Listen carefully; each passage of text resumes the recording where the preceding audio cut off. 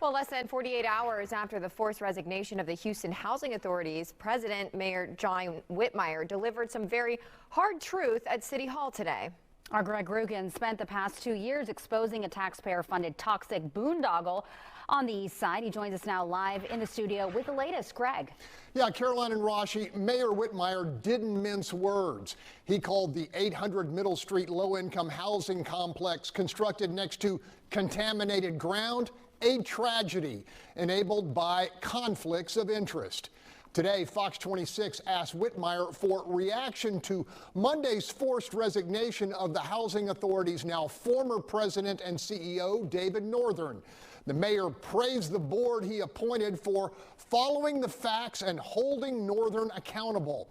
Bottom line, Northern pushed hard to force 400 low-income families to live in apartments surrounded by toxic dumps, and documents have now emerged which prove both the Housing Authority and project developer NRP were fully aware of the potential contamination risk to poor residents.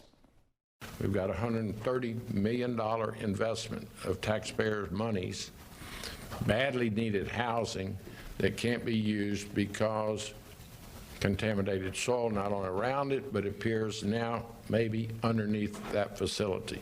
I'm strongly of the opinion it should have never been built, would not have been built except for conflicts of interest. So I'm pleased. In fact, I thought Mr. Northern should have been removed sooner, but the previous administration's board, right before I was sworn in, signed him to an extended 8-year contract, pretty much ensuring that he was going to be protected if he'd keep making the decisions that he had made for these special interests. So thank you, Greg. I could name others that have helped develop that issue. I don't think we've heard the last of it, but it is a tragedy.